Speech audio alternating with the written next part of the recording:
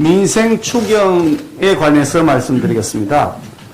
올해 본 예산은 608조 원으로 역대급 초슈퍼 예산입니다. 또한 국가 채무는 문재인 정권에서 이미 1천조 원을 훌쩍 넘어섰습니다. 코로나 위기 상황을 감안한다 하더라도 민주당, 문재인 정부가 일단 쓰고 보자고 하는 식으로 방만하게 재정을 운영해 왔음을 객관적 수치가 증명하고 있습니다. 우리 국민의힘은 지난해 본예산 심사 과정에서 민생과 무관한 한국판 가짜 뉴딜 사업, 문정권의 알박기 사업, 혈세 낭비 사업에 대한 지출 구조 조정을 통해서 그 재원으로 소상공인 자영업자에 대한 실질적 지원을 하자고 수도 없이 강조했습니다. 그런데도 민주당은 그와 같은 주장을 외면하고 소상공인 자영업자의 실질적 피해 보상에는 턱없이 부족한 가짜 손실보상법을 단독 처리했습니다. 완전히 생색냉이용이었습니다. 그러더니 이제 와서 민주당이 소상공인의 고충 운운하면서 초유의 1월 추경을 하자고 주장하고 있습니다. 저희들은 민주당이 이렇게 나올 줄 알았습니다.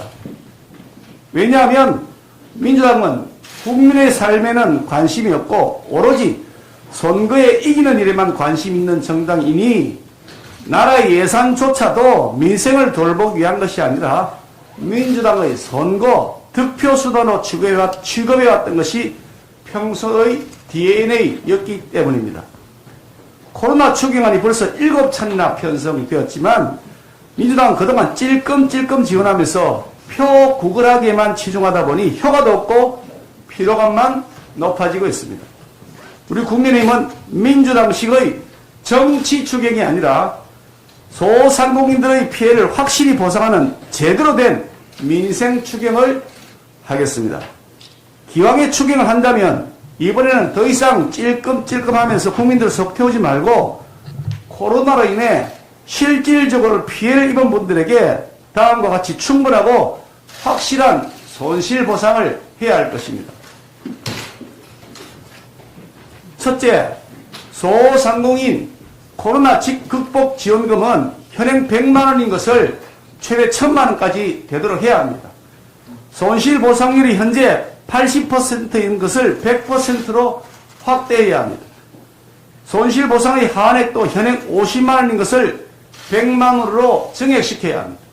둘째, 사실상 영업 제한 업종임에도 불구하고 정부가 그동안 부당하게도 손실보상 대상 업종에서 제외시켜왔던 업종이 있습니다. 문화, 체육, 관광업 등 사각지대에 대해서 이번에는 반드시 손실보상을 해드려야 합니다. 셋째, 이번 기회에 손실보상 반드시 소급 적용해야 마땅합니다. 우리 국민의힘이 그동안 지속적으로 주장해왔던 바와 같이 손실보상액의 산정 개시일은 정부가 코로나로 인해 거리두기, 시간 제한, 인원 제한 이것을 처음 실시할 때부터 적용되어야 하는 것입니다. 우리 당은 정부가 위와 같이 소상공인, 자영업자들에게 충분한 지원이 되도록 추경 예산안을 편성해서 국회에 제출할 것을 요구합니다. 아울러 이러한 추경안에 관해서 우리 국민의힘은 정부 측과 사전 협의를 가지고자 합니다.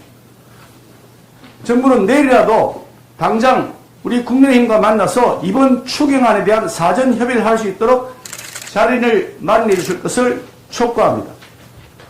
정부 측이 국회로 오시기 불편하다면 우리 국민의힘이 정부 측을 찾아가겠습니다. 민생을 돌보는데 우리 당은 적극 앞장설 것입니다. 다만 혹시라도 정부 측이 민주당과만 밀실에서 만나 쑥떡쑥떡하면서 짬짬이 추경안, 충분하지도 않고 공정하지도 않은 추경안을 제출한 일은 절대 없도록 해야 할 것입니다. 우리 국민의힘 윤석열 후보는 소상공인 자영업자에 대한 50조 원 지원을 약속드린 바 있습니다. 우리 국민의힘은 충분하고 신속하게 그리고 공정한 보상이 이루어질 수 있도록 첫째도 둘째도 셋째도 민생을 원칙으로 추경안 편성 단계에서부터 적극 참여할 것입니다. 특검법에 관해서 말씀드리겠습니다. 민주당 이재명 후보의 최측근이자 현재 선대위 비서실 부실장을 맡고 있는 정진상 씨에 대한 검찰 조사가 지난 13일 비공개로 이루어졌다고 합니다. 그동안 선거 일정, 개인 일정 등을 핑계로 배짱 튕기면서 검찰 출석을 차일피일 미루더니 신야의 날치기 도둑 조사를 받은 모양입니다. 떳떳하다면 왜 몰래 조사를 받는지 그 이유를 알 수가 없습니다. 국민적 의구심만 더 커지고 있습니다. 또한 검찰이 언제부터 이렇게 배려심이 깊었는지 몸통 은폐 노력이 참으로 눈물겨울 정도입니다. 정진상 부실장은 이재명 성남시장 재직 시절 5년간 7천 건이 넘는 성남시 문서에 결재를 했다고 합니다. 성남시장의 문거리 그리고 핵심 실세로서 모든 문서는 정진상을 통해서 시장에게 보고가 되었다고 보는 것이 합리적입니다. 어제 대장동 핵심 5인에 대한 두 번째 공판에서 성남도시개발공사 소속 모 팀장은 초과 이익 환수 조항의 삭제 지시가 갑자기 내려왔다.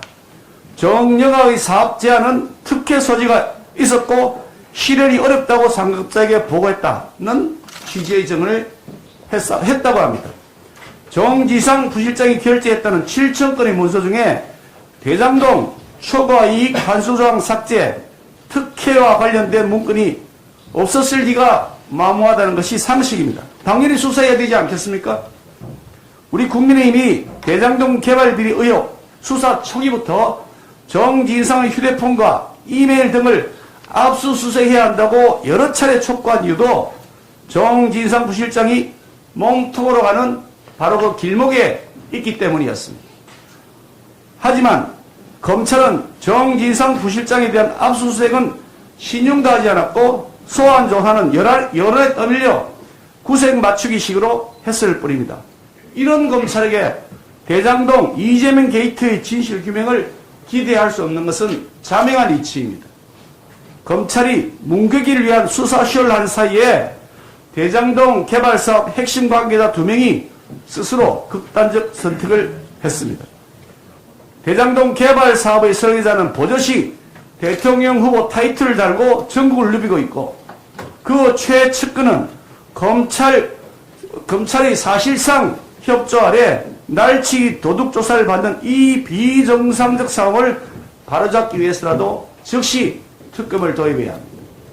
대장동 특검법 처리를 거듭 민주당에 촉구합니다. 덧붙여서 우리 국민의힘은 더 이상의 희생이 발생하지 않도록 공익제보자 신변보호센터를 가동해서 당 차원에서 할 수 있는 모든 보호 조치를 취해 나갈 것을 약속드립니다.